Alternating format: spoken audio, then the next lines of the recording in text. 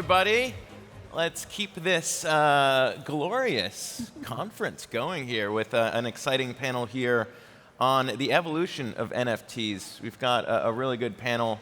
Excited to be moderating this one. In fact, it's actually my birthday today. Woo! And Happy birthday. yes, thank you. Happy birthday. Thank you very much. And I wouldn't have been here if we didn't have such a good panel, to be honest, because they said it's going to be on your birthday. And I said, I'll only come if the panel is this good. So I'll just do quick, really brief intros, just to kind of explain why it's a very good panel to have here to talk about NFTs and every piece of the NFT world. On the far end, we've got Tristan Yver down there, who's got a job. You might recognize him from the FTX podcast, everybody. He's got a more important job than me, though. He interviews a bunch of very famous and smart people in crypto, which is very similar to what I do. Unlike me, though, he's also the head of FTX's US strategy, so a bit more important than I am. We've also got not just one, but two power players when it comes to law here with us on NFTs. 𝗍𝗍𝗍𝗲𝗍 there is part of the power players of the law firm Fenwick, who specializes in basically the right way to do NFTs. And Sarah Hammer not just only got her JD at Penn, but also is now an adjunct professor there, specializing in law and finance when it comes to how to do this legally, and also was at a small-known institution, I believe it's called the Treasury, before that as well. And then Roham Gharegozlou is the man that I'm very excited to learn from today, the CEO of Dapper Labs.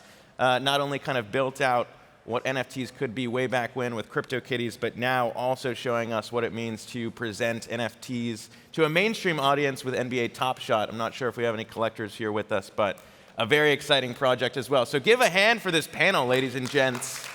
And we'll kick it off with Roham. Basically, I guess just for starters, since this is a panel on the evolution of NFTs, how far we've come from the age of CryptoKitties, and I guess what we're now seeing with where this goes and unlocking not just really being a collectible item, but really kind of a ticket to a community.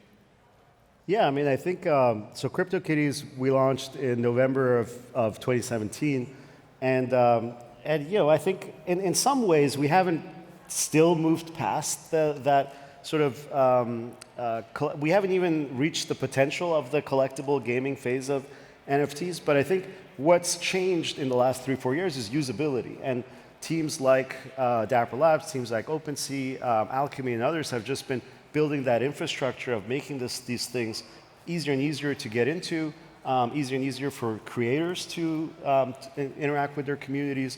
And I think where things are starting to go is with the work folks like FTX are doing at Coachella, and what we're trying to do with sports organizations is really make NFTs, put the technology aside and make it about what the customer, what the community wants. And so we look at our products as not NFT products, but gamified fandom, things that let communities come together, interact around social assets, social value, and then get benefits and utility and access to different kinds of experiences based on their activities within the product. So I think in terms of the evolution, I mean, I think we're still so incredibly early. CryptoKitties within 48 hours basically it basically broke, and we spent the last 3 years just establishing the basic foundation for kind of for starting the NFT movement. And you know, so many smart people are working on taking it to the next level, but we still haven't reached the "you've got mail" moment. I mean, the folks that are here, you know, that remember the evolution of the internet, we went through phases where geeks like myself and several people in this room went through the process of coming on the internet, figuring out, hey, what is there to do, joining Usenet groups and stuff like that. But it wasn't until AOL and You've Got Mail that everyone had something to do on the internet. And I don't think that's happened with Web3. I think that's going to happen with NFTs, where everyone that's part of any community will want to have the NFTs of that community and will wake up every day, hey, looking at offers they've gotten, looking at things they can do with them, looking at what's coming on the horizon. Yeah. And that's what we get excited about. I mean, Tristan, it's kind of similar. I mean, FTX and the Coachella partnership, I don't know if you want to hit on that, but it's very similar, I think, now. I mean, if you think about CryptoKitties, I guess, walking, so the NFTs that would come after would really open the door for what community could be now. I mean, what have you seen with the Coachella experiment and how those NFTs kind of opened secret experiences and the like for people there? Yes, absolutely. I'd love to speak on that, but before I'll take a quick step back. And I think for the last 2 years, I've looked at NFTs with the hypothesis that it's a staged movement, and it's divided in 3 stages. The first stage is NFTs as social identifiers, which are also tangible in the physical world as well. It's the Birkin bag, it's the clothes you wear, it's the cars you buy. And don't get me wrong, this isn't only buying expensive things. This is also buying an electric car, which identifies you as an ecologically friendly person. And so we're seeing that same thing with the collectible side of NFTs. The collectible market or social identifier market in NFTs isn't that large yet. But the next phase, which is the one we're moving into and Roham's been speaking to and what we did with 𝗍𝗍𝗲, is the utility aspect of NFTs.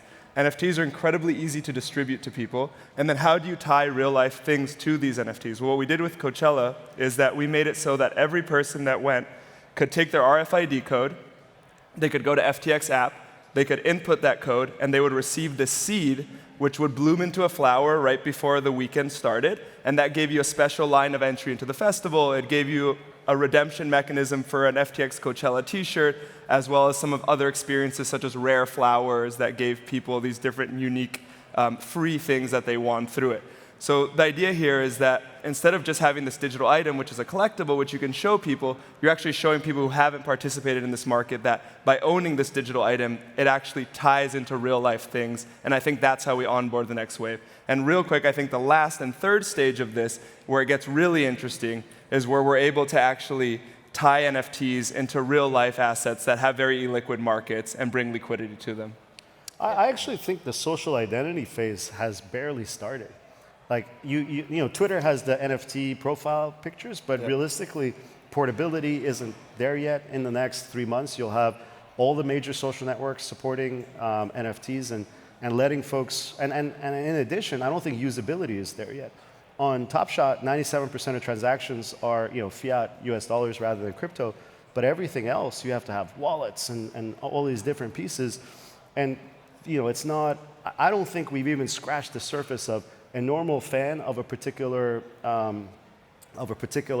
or a creator or whatnot, coming in and engaging and making that their fandom part of their identity, just like, you know, wearing a shoe or having a Birkin bag or driving a Tesla. Can I jump in? I think it's still a couple 100,000 people that are living that mentality. So we're early. We're very early still. We're very early. 1,000x from here.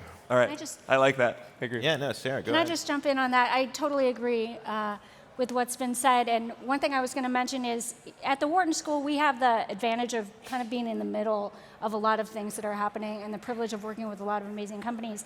And I completely agree that we're entering a new phase for NFTs, and there are a lot of applications that haven't been explored yet. We have been working with companies that are using NFTs for education credentials, to manage data in the healthcare space, to better provide for efficient, cost-efficient healthcare and deal with compliance issues. There are companies that are using NFTs to manage information and privacy and data in the energy space to better allocate for clean energy purposes. And I'm sure you're all aware that NFTs have served a role as well in the war in Ukraine. And there are a lot of folks who are involved with us at the University of Pennsylvania on issues like that. So I really agree that we're sort of in the next phase, and yet there are going to be many more phases of NFTs and a lot of applications for the technology. It's pretty cool and like kind of elegant, like culture and like funny internet memes, you know. Big dumb cats basically broke Ethereum. And that's the orange pill. I mean, it's so hard to get people into crypto, but this is doing it. And it's cool that it's culturally driven, it's community driven. Because we're going to a world, I believe the phases are right. And I think that it kind of expands beyond that. Like we're going to have a digital world, right? That sort of runs in parallel to our digital world. Yeah. We do. And like if you look at sort of the existing world, how many assets are fungible versus non-fungible? 99% of everything, assets like commodities, currencies. So like, you know, we're scratching whatever sort of like representation of the total assets of the planet are in this digital world. I think you're going to have, you know, a massive bit of that world be, you know, massive part of that world be NFTs. Yeah. Like to your point, the use cases are just, you know, I totally endless. agree. And I agree with what Joe said about community as well, because I think that's a really unique attribute of the technology that is underestimated in the world of finance in some ways. You have the ability to authenticate an asset. You have the ability to include you have the ability to include certain economics with that asset, but the community aspect is really important for NFTs, and we've seen that not just in arts and entertainment, but in all other industries, and we see it around the world, and I just think that's a really exciting thing about the technology because it's important. I kind of want, yeah, so that's one of the things. When we talk about evolution, obviously, looking at it, going from cats to mortgages potentially on the house, if you want to buy a house as an NFT, might seem like if you don't pay attention to the space, it'd be a big jump. But I guess, for all of you guys who have been kind of attached to NFTs for years, I mean, how far do you think it could go? Like, how quickly does it go if people more so understand what NFTs are like now, when you look at the regulation pieces of it all? Mm-hmm. I think, go ahead. I was just going to, quick note, when we wrote the first NFT standard, ERC 721, it was 8 months before CryptoKitties, and what triggered it was actually real estate. The idea that, wait a second, land parcels are all non-fungible, right? Yeah. They're part of certain categories, but each is individually unique, even if they're in the same neighborhood. And so the standard was very much meant to support all of these sort of utilities on Ethereum, and of course on Flow, it's sort of kind of the next level up. But we always knew that the first thing that's going to get the orange pill, as you put it, is going to be something simpler and something that's not tethered to regulation and complex kind of major investment decision making for people. Just give people a lightweight way to engage with the technology, have them trust it. Mm-hmm. And then they're like, well, I have $1 million or $100,000 in NBA Top Shots. Why wouldn't I? And that's worked out well and is secure and is liquid and all of this stuff. Why wouldn't I use the same marketplace to transfer money or transfer? I mean, house deeds is probably going to be kind of a little later down the line because of a lot of legal, regulatory, government oversight, all of these things, as it sort of should be to an extent. Mm-hmm. But that's absolutely the way the world is going. And then you're like, wait a second, this is so much more transparency than, to your point around illiquid physical markets, the art world, the world of actual physical collectibles, the world of high-end real estate where the government mandates certain things, but you still have to go into kind of specific databases, et cetera. And outside of North America, outside of developed countries, is a whole other mess. So. Oh, that's a great point. I mean, think about it. You can't lend against property in many countries because you can't prove title. If NFTs can prove title, you can unlock trillions of dollars globally. I mean, one thing I'd love to add, and I think we have a lot to thank Dapper Labs for coming up with the ERC 721 standard. Yeah. It's done a ton for the space, honestly. But one thing I'd like to add is that in a lot of ways, the beauty of having decentralized and private ownership of assets in our day-to-day life, and that we live in a democracy that allows that, is it allows for innovation. And in the digital world, we don't own almost anything, if anything at all. So by being able to own a car, it allowed Uber and Lyft. By being able to own a house, it allowed 20, 30-year mortgages. In the digital world, it's hard to stack on these composable innovations if you don't actually own what you're interacting with in the digital world. And I think that's one of the beauties of NFTs. I don't mean to be a downer here, Sarah, in terms of maybe some of the potential problems you could see early on if you kind of run too fast. And one of those things, I'm sure, when we talk about NFTs, there was a lot of attention on Jack Dorsey's first tweet as an NFT going from 2.9 million, that someone paid 2.9 million, to way below that. And that by itself, you overpaid. But if you start building things on top of it, or start collateralizing things based on what you think the value of NFT is, that could be a big problem potentially if more stuff's built on top, maybe. I think it's an important question. Without commenting on that particular NFT, I think one of the issues that it's brought to light is that we really need to think about valuation of NFTs and how, in the traditional finance world, we have mathematical formulas for valuing assets. If I'm lending a bond, I know if the coupon is clipped, I know what the math looks like. I can calculate what the price of that should be, but we don't have that yet in NFTs because there are varying opinions on how do you value an asset in the decentralized world. I do think that tokenization of some assets, including real estate, is coming faster than we all think, and I know some companies that are bringing it our way really soon. And I also think on the legal side, there are still some things to sort out. And I totally agree with issues like standards, that's critically important, not just for NFTs, but for crypto as a whole, that we really think about what should be the smart contract standards, what makes sense, what can be included on-chain or off-chain so that we can best standardize and bring forth the best digital assets and bring to light new innovative projects that are going to help solve problems in society. Yeah, I don't know if Joe or Roham, you want to dive into that too, because when we talk about kind of, I guess, ApeCoin, you could look at that as an example of kind of, Yuga Labs and what they're trying to do with Bored Ape Yacht Clubs and kind of the community built around that.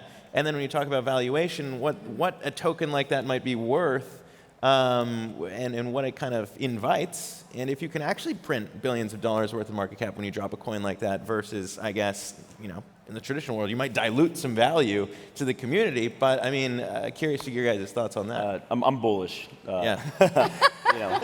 Very bullish. I think it's like a level step improvement in corporate structure because you get to keep your traditional corporate entity, right? And that does all the things. That's all the sort of operational efficiencies that come with that, right? Those are great. But you also get to sort of outsource creativity to a passionate community who's going to build for you, and you align incentives via the token. So this is, it's a whole new business model that sort of galvanizes. There's always this like push model where people are like really trying so hard to push their brand on people and to get buy-in. Imagine if every time you bought a Nike, you got like $10. That's what these kind of incentive alignment processes work. It's a fundamentally better model. So if you wrap this sort of like company with its operational efficiencies around the community or community around it, and you allow them to sort of build whatever they want to build. Maybe it's games, maybe it's dumb memes that take off and are worth maybe they're monkey pictures, whatever they are. But if you give them the resources and tools to sort of to do that, it's a reinforcing spiral upward. Yeah, I agree with that. We just wrapped up actually our crypto accelerator at Wharton and launched our first cohort of 10 crypto companies, and we are now launching an NFT incubator working with Roham and Dapper Labs, and we're really excited about it. And the reason we're doing that is we had so many applications to the accelerator from NFT projects, but the business model there is not necessarily appropriate for traditional corporate acceleration. And as Joe said, many folks feel that the NFT model is a business model for the future. It's easier in some ways, it's a more appropriate structure, and the economics are better for inventors. I guess it's a little bit, there are two different sides of the coin too, right? When you talk about exclusivity and community, if you want to grow the size of the community, it's tough if you're talking just exclusivity. But the Coachella example and NBA Top Shot and NFL All Day, I guess, are kind of different in the sense of what they're trying to do there. But I suppose you could have both. And the NFT world's very large, so you can find your niche and do whatever you want to do, I guess, in it. But how would you kind of compare? To the point about valuations, I think valuation in NFT markets is very immature. It's a very new market. Most people have only been thinking about it for a year and a half. Early days of cryptocurrency, only thing people cared about was scarcity. Oh, Bitcoin is 21 million. This thing is more than that, therefore Bitcoin is worth more. Or, this thing has unlimited inflation, therefore it's not worth anything. And I think that when people, as perception evolves, of course, scarcity fundamentally matters, but so does utility, so does rewards. And how you value an NFT is primarily based on the strength of the community. And when you have a strong community, you can kind of layer on value on top because that community is thinking of their Bored Apes. They'd rather store their value in Bored Apes or NBA Top Shots or whatever than in US dollars sitting in a bank account. And when you can capture that, then you can give those same people more and more value in the form of ApeCoin, whatever it is, that they won't actually turn back into dollars. They'll keep in the form of the value you gave it to them, which itself means that you're introducing supply that stays static rather than supply that immediately needs demand to kind of balance the price. And I think people's perception of scarcity will also evolve dramatically. Today, most people go on OpenSea, they look at how many of an NFT exists, and they look at the floor price and how the floor price has changed. That's how most NFT quote-unquote investors make their purchasing decisions. Whereas the way we look at it at Top Shot is you're going to need multiple tiers of NFTs in order to let 400 million NBA fans have a mentality of, well, I could participate in this community. And then you're going to need extreme scarcity at the high end. For example, there's less legendary moments on Top Shot than there are Bored and Mutant Apes combined, about 30,000 or so. And so you have extreme scarcity at the high end, but you have 30 million common moments on Top Shot. And that means that people can engage without breaking the bank. That means that normal folks can walk off the street and get their first NFT and see how it feels and what they can do with it. Yeah. Which is where rewards and utility and the social media components come on. And it's why Top Shot's had about 1 million transactions the last 30 days. But and again, super early days, valuation models, et cetera, need to evolve. We need to do a better job at kind of explaining how scarcity works in Top Shot and our products. But we think that's where the world is going. It's more about engaging with the ecosystem, not just speculating on the value and the prices. I want to add on to this real quick. I actually think the reason that the 5,000, 10,000 profile picture collections have been so successful is that it gives an easy valuation model. If X amount of people are all worth or looking at an NFT with this value and they're willing to buy it at that value, it might mean that it's worth that much. And in the same way that there aren't that many participants in the art world or in the scarce collectible world, the same thing happens with one-of-ones or smaller issuance NFTs. It becomes much, much harder to price them, and you have to have much more expertise to do so. So I think as people become more experienced, we might see a movement away from sort of like this consensus view to a more unique, singular view where people buy things that resonate with them rather than what resonates with a larger community. One other thing I'll add is I think that as time goes on in the NFT space, we'll have more data points to develop our models around valuation. And one of the unique attributes, again, of the technology is provenance, which, Joe, you're a lawyer, so I'm sure you can appreciate that as well. But the ability to have a history on blockchain, price, transaction, wallet addresses, that will help us better understand what the value of the asset should be. And for those of us in the collectibles world as well, that's a unique attribute that will help us better understand where assets should be. I'm glad you used the term normal folks too, Roham, because I don't know, normies to me just sounds weirdly a slap in the face to people who aren't in the NFT community or crypto in general. Just using normies just sounds, I don't know, I never liked that. But Joe, when we talk about, I guess, the valuation piece is interesting because it's evolved. Before it would have just been, all right, it's an art piece, maybe is what I think a lot of people understood NFTs to be at first. It's a piece of art. You don't actually own the art. Then it kind of evolved into, all right, what are we really owning here? And I think that Yuga Labs has been pretty at the forefront of, all right, we'll give the rights to the actual commercial ownership of the piece. I mean, when you kind of move farther and farther down that spectrum, you get closer to maybe pro rata ownership of a project. You could start to get into securities issues, and there are loopholes around co-ops and the like to share what the community actually owns. But how do you kind of see that when we talk about the evolution of NFTs and where kind of that's headed? Yeah, I mean, I think this all is driven by democratizing access to these communities. And I mean, that's, I think, is an issue. A lot of these PFP projects, massive barriers to entry. If you weren't early or you don't have capital later on, you can't really participate, which is unfortunate. And that's not what crypto's about, right?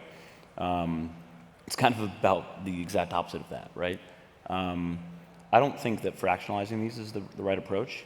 I think these communities need to be thoughtful about democratizing access, and that can come in the form of, follow-on or derivative projects that are sort of at better price points.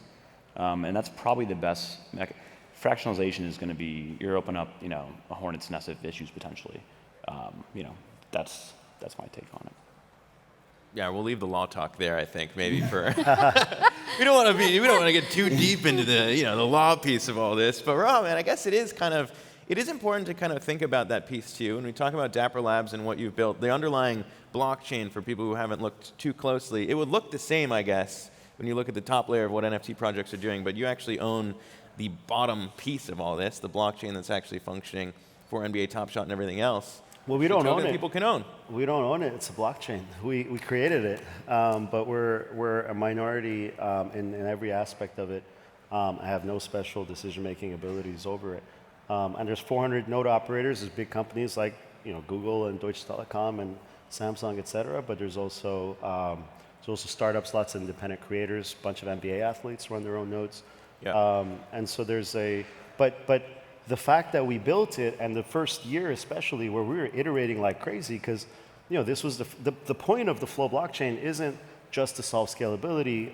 It's really to solve user experience and make it easy for developers to build the kind of user experience we think the next billion customers will need, not the current sort of million customers. So that's been absolutely fantastic. We spent the first year and a half, 2 years of Dapper Labs, and our first $30 million trying to do all of this stuff on Ethereum. We built the first smart contract wallet on Ethereum, first wallet that pays for gas, first wallet that did password recovery, first wallet that integrated credit cards. And there's once you sort of get deeper and deeper into the weeds, it just gets harder and harder to give the kind of UX that we think, again, the next billion people will need.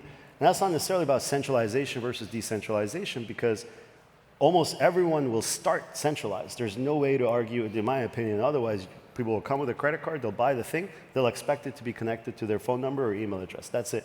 Yeah. But if you don't allow complete decentralization, or you make it harder, you require transfer of assets, and you can't cycle keys, and you can't do the basic things that a developer would want to do for their customer, then you kind of get stuck in this purgatory. And so that's the reason we built Flow. Now, it's not sort of, it arguably is still kind of in an alpha stage because some of these features are missing, but it's progressing super fast. By this summer, everything on Flow will be completely permissionless. We already have 5,000 developers building, but that's when kind of the top will get, the top of funnel will get completely opened. Yeah. Dapper Wallet today doesn't support Flow tokens. They will support it in the next 30, 60 days. That's another major, that's a couple million users and $1.5 billion in transaction volume. I'm glad you clarified around ownership and control too, though, because that's a big piece. And I guess, if you're building out, Flow blockchain, you want to control who might be able to build on it, because the last point as we kind of close this panel is about culture. And I guess, it'd be wrong to have an NFT panel and not mention maybe some of the scams that might be out there, or where we want to see culture headed in the NFT space as you all work to grow it. I mean, when we look at that, how important is that piece? Kind of, I guess, because you obviously don't want NFTs to be likened with scams that no one wants to join. No normal people, not normies, would want to come in and put their money to work here. So I guess, how has that piece changed? When you think about the culture of NFTs, and Tristan, I'm sure you kind of have most insight here around people coming to the space first. But how does that need to change, I guess, to see the space continue to mature? So I think one of the important things here are alternative chains that let people participate that don't have a ton of money. I mean, transacting on Ethereum, even though I love a lot of Ethereum NFTs, is prohibitory for the majority of the world. For example, I led Africa BD for a while at FTX, and part of that initiative was involving people and artists in Africa in the NFT markets. And the most common complaint that we heard were people saying, we can't mint our NFTs. It's too expensive to mint our NFTs. How are we going to get product market fit? How do we do this? And I think that's one of the beauties of other chains such as Solana and Dapper that are bringing more affordable aspects to this, where people can mint these. They're blockchain self-owned tokens, but you can do it at a very low cost. So I think that's like one very, very important layer to this. And then going back to the question you asked about scams, and I guess going back to what Roham was saying about how we're early, we're very, very early. Like, I think even though a lot of companies have massive valuations in crypto, this doesn't truly become competitive until you're able to fully abstract away that the person is using blockchain for the most part, and they feel like they're using an application that they've used before in other aspects of life.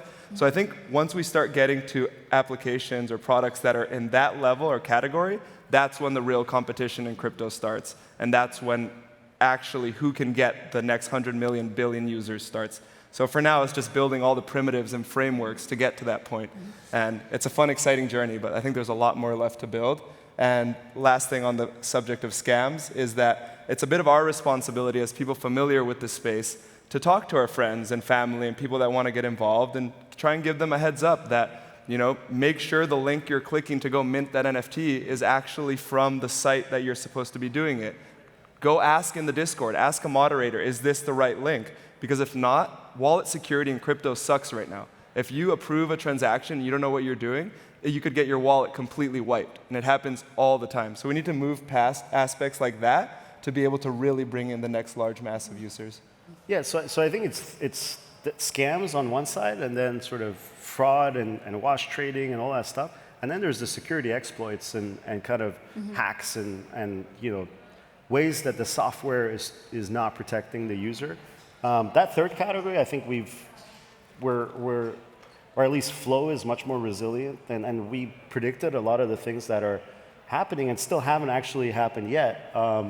But is all of these reasons were why we built our own chain. People until a year and a half ago didn't consider NFTs a thing, right? Even folks like Vitalik and others, and we spoke to all the layer one chains, they were focused on DeFi and finance and so the human readable security, knowing what transaction you're signing, the ability to control airdrops and not having today on Ethereum, you can airdrop an NFT that looks exactly like the NFT a user has, except if that user tries to list it or send it to anyone, it can wipe their wallet or exploit their entire account. That level of security you shouldn't push that up the application stack. The protocol needs to have basic protections in place. But scams are always going to happen. To your point about Discord, Discord is rife with scams, right? And even folks like 𝗲𝗲𝗀𝗃𝗍 and even the biggest projects get their Discord hacked and things like that. Twitter, rife with scams. In my opinion, Elon should use Web3 to fix Twitter's fraud problem. The Discord folks should use Web3 authentication, verification, et cetera, to solve Discord's fraud problem. And then you have a more resilient system, right? Once NFTs are the sort of identity bridge across all these different social networks, identity and assets and sort of authenticity, provenance, et cetera. And the interfaces need to make it easy for the user to verify, hey, what they're interacting with, rather than expecting a user to check, the smart contract address and all this sort of thing. But that's very easy and very possible, and I think on the horizon. But I do think that we are going to see the next generation of engineers in the security and fraud space and NFTs as well. There are certainly companies out there that are working on things like what we mentioned and with wash trading and ghost minting, for example. And I think that that technology is coming, and it's coming soon, and I think that'll help improve the market. I totally agree with what Tristan said about all of us having a responsibility to really think about the evolution of these digital assets, not only the legal issues and issues around securities law, but also we haven't talked about intellectual property, and certainly that's been in the news. And for folks who are not as familiar with NFTs, there are certainly IP issues around minting an NFT and whether you have ownership of that intellectual property or not. And I think working with an attorney like Joe, who I know is oversubscribed, or someone who can help educate on those issues is important. But I think that as the product continues to evolve, I think there'll continue to be a lot of really meaningful applications, and there are a lot of smart people working on these issues. Yeah, Joe's a very busy man backstage. Yeah. A lot of people asking him a lot of different questions, and we're not going to dive back into just volunteered securities. you for everyone, Joe. Yeah, we're not going to do securities issues again with our last couple minutes here, because I think we lost a little bit of people in the audience when we go too deep down securities stuff. But to wrap up, we shared a little bit of some alpha in terms of where you guys think this space is headed. If there's anything in our last couple minutes that you guys specifically want to call out as things to watch for everybody who's watching us right now. Sure, I'll start here. So at FTX, we've actually been leveraging our custodial stack. A good way to think about FTX is many different modular products that are API first, GUI second. So companies can come and grab different pieces and put them together and put a different front end on them. So we've been doing this for NFTs, which essentially allow big companies to create an experience where you can have a username and password and then go through the flow of onboarding fiat and purchasing your NFT all in one place, and then they can onboard it into the Web3 world that they want as well. A big reason that big companies are doing this is for the AML compliance, which is still very much under development in blockchain native NFTs. So that's something pretty exciting that FTX has been working on lately, and we're working with several quite large companies, so stay tuned. Roham? Very cool. Just flow token, NFL all day? Which one are we going to hype? Well, absolutely all of those things. I mean, look, like the main alpha, I would say, is step back from the Kool-Aid and think long term, right? What are the most important communities? What are the most engaging projects? What are the teams that are working every day to push things forward? But to double down on what Tristan just said, Dapper and lots of companies are working on exactly solving this problem: how to democratize the access to these. To good user experience, essentially. So Dapper Wallet, the thing that's helped 𝗍𝗿𝗀𝗀𝗍 get to its current point, $1.5 billion in transaction volume, today is open to about half dozen third parties, another dozen coming in the next 30 days, and another 100 are integrating in the next 60. And that, so along with what FTX is doing and others are doing, that's going to mean that the NFT world is going to get accessible to 100x, 1,000x, 10,000x more people. Now, those 10,000x more people aren't going to come and spend per user the same amount that kind of the crypto people are spending, but it's still a massive expansion in TAM and kind of lets pricing and everything kind of normalize to actual community value rather than a small group that's sort of bidding up a small selection of assets. So my main alpha is think long term and sort of think in terms of where culture is going, where trends are going, and bet on the right communities. Yeah. Go, we've got 30 seconds. Cool. Main alpha, engage, right? Like be part of these communities. Go out, buy an NFT, even if it's scary. And guess what? You might get scammed or rugged. It happens a lot in crypto. It's part of the journey. It's part of and you learn, and you're like, well, I will never click on that link again, right? But engage, like be a user. That's the best way to know what's happening, be on the ground. I'll agree on that. I think we should engage and innovate. As I mentioned, we're launching our NFT incubator at Wharton, so ping us, and we're excited. We're working with Dapper and others on that, and I think the greatest way to grow and innovate in the space is to have lots of people be in it, lots of people learning, lots of people working together. Yeah, well, hopefully y'all learned a little bit there. It was a great birthday present to have you guys up here with me, but thanks so much to you guys. Enjoy the rest of my birthday party out here at the Bahamas. Appreciate it. Happy birthday. Thanks, guys.